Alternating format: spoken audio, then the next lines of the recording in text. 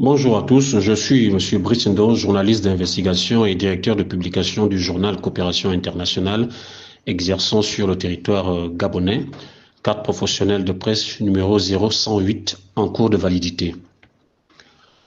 Je m'adresse aujourd'hui, jeudi 19 septembre 2024, à Monsieur le directeur général des services spéciaux, la DGSS, dans le but de solliciter son intervention suite aux violences et voies de fait, agressions et menaces de mort orchestrées par Sieur Oyono Eban Obam Constant, PDG du groupe IHM International, pour le premier cité, et ses enfants, notamment Oyono Eli Joël, Oyono Linda et autres identifiés dans les vidéos en ma possession.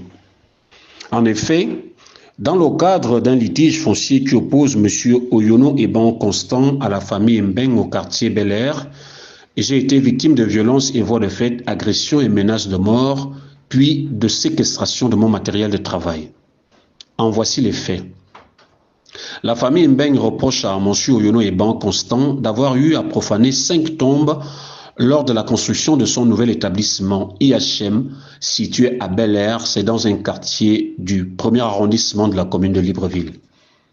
Informé donc d'un délit aussi grave que la profanation des sépultures, j'allais dire un acte de sacrilège, je me rendais sur les lieux le 19 juin 2024 aux environs de 12 heures dans l'optique de recueillir les informations fiables mais aussi avoir la version de M. Oyono Constant avant toute publication.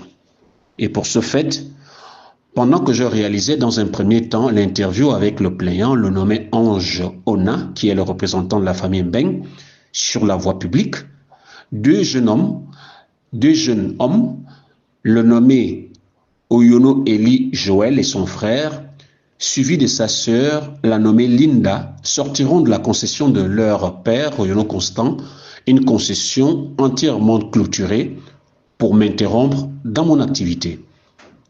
Alors, par courtoisie, je me présentais devant ces derniers en leur montrant tout d'abord ma carte de presse, puis mon brassard et mon gilet de presse, pourtant bien visible.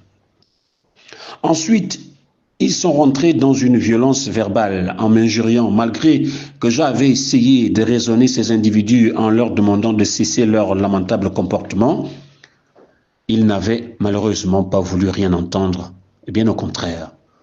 Par ordre de Sieur Oyono Constant, leur père, lui-même présent sur les lieux de l'agression, ils me ruiront et réussiront à m'arracher mon matériel de travail, dont mon téléphone de service, mon sac dans lequel se trouvaient des clés USB, des documents, 3 clés USB précisément, des documents, et la somme de 900 000 francs CFA destinée à l'impression du dernier numéro de mon journal à Multipresse pour le mois de juin 2024. Et pour couronner le tout, ils se permettront même de casser mes verres de vue. Ce risque était d'une violence extrême que n'eût été les voisins qui ont intervenu, je serais peut-être passé de vie à trépas. Le lendemain, c'est-à-dire le jeudi 20 juin 2024, j'avais déposé une plainte auprès de la Direction générale des recherches, la DGR, contre Sieur Oyono Eban, Obam et autres, et bien que des convocations leur avaient été remises, au mépris de tout, Sieur Oyono Eban et ses enfants n'ont jamais déféré à ces convocations. Cependant, inquiet de la lenteur de la procédure, je me rapprochais de mon enquêteur, le lieutenant Kouyi, du service anticriminalité de la DGR, dans le but de savoir à quel niveau ça bloquait. Il me répondra clairement qu'il ne pouvait pas l'interpeller, sauf par un mandat émanant du procureur de la République. Nous étions déjà à 1 mois après les faits. Et qu'à ce moment précis, une inquiétude s'était développée en moi du moment où les clés USB ont des fichiers confidentiels. Le 18 juillet 2024, j'avais saisi le procureur de la République pour une demande d'intervention. Le 25 juillet 2024, j'avais également saisi la ministre de la Communication et des Médias, porte-parole du gouvernement, ainsi que le président de la Haute Autorité de la Communication, la HAC, pour les tenir informés de ma situation en tant qu'autorité administrative. 2 mois après les faits, j'ai été appelé par le major Zan, du service anticriminalité de la DGR qui, entre-temps, avait remplacé le lieutenant Kouyi dans l'instruction de mon dossier.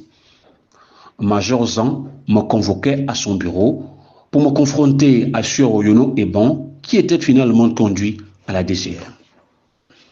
Au cours de notre confrontation et devant l'enquêteur, Sieur Oyono, qui était assisté de son avocate, Maître Mfono Solange, va reconnaître les faits et solliciter un règlement à l'amiable devant le major Zan. Dans le bureau de l'enquêteur, M.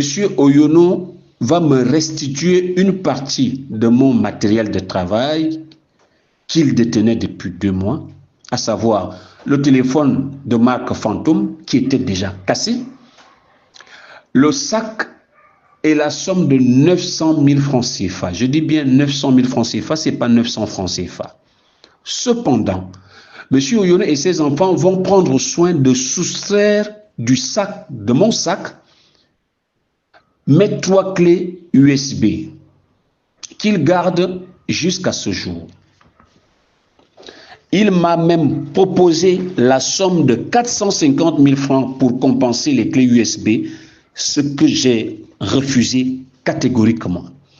Et devant l'insistance de l'enquêteur, séance tenante, Sieur Oyono va prendre les engagements de me restituer la totalité de mon matériel de travail et de me dédommager, des engagements qu'il n'a jamais tenus jusqu'à ce jour. Alors que c'est lui-même qui est venu proposer le règlement à l'amiable.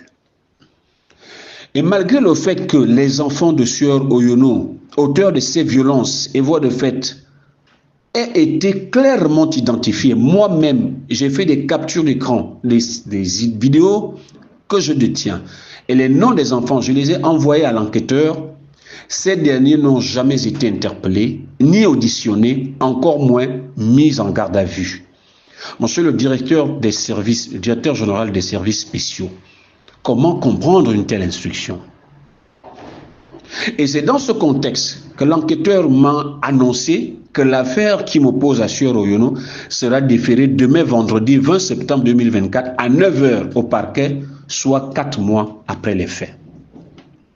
Monsieur le directeur général des services spéciaux, les faits qui précèdent constituant les délits de violence et voies de fait, agression et menaces de mort, je demande auprès de vos services votre intervention et vous demande également de bien vouloir vous intéresser à mon dossier. Je suis journaliste et directeur d'entreprise, une entreprise de presse. Voilà 4 mois que je suis bloqué, mon journal ne fonctionne pas. Aucune violence faite aux journalistes ne doit rester sous silence. Si, dans la refondation actuelle de notre pays, on accepte que les journalistes soient violentés et agressés dans l'exercice de leurs fonctions, est-ce qu'on pourrait également l'accepter pour les OPJ, pour les magistrats, pour les avocats, pour les huissiers de justice et autres? C'est inacceptable. Les journalistes doivent être respectés au même titre que les OPJ et au même titre que les autres corps de métier. Ce qui m'arrive va à l'encontre des principes fondamentaux des droits des journalistes et de l'état de droit. État de droit que le CTRI s'efforce de restaurer depuis le 30 août 2023. Monsieur Oyono Ebon et ses enfants séquestrent mon matériel de travail depuis 4 mois. Ils ont soutiré mes clés USB pour me soumettre au chantage. Mon entreprise de presse a perdu la confiance de ses partenaires. Depuis le 19 juin, et dans toutes mes plaintes, que ce soit à la DGR, au ministère de la Communication, à la HAC, j'ai toujours réclamé mes clés USB. Et le simple fait que Sieur Oyono Constant soit venu restituer une partie de mes effets, mais c'est la preuve incontestable qu'il est l'auteur de l'infraction, lui et ses enfants. Que dire de plus? Un voleur qui dit qu'il ne vous a pas volé et qui vient restituer une partie de vos effets que vous recherchez. Mais c'est un non-sens. Et au niveau de la constatation de l'infraction, c'est clair, il n'y a plus rien à dire.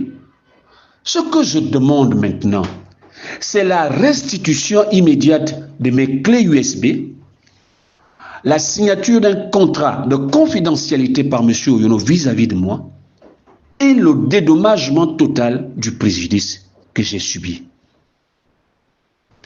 Je vous remercie de votre attention, Monsieur le Directeur général des services spéciaux.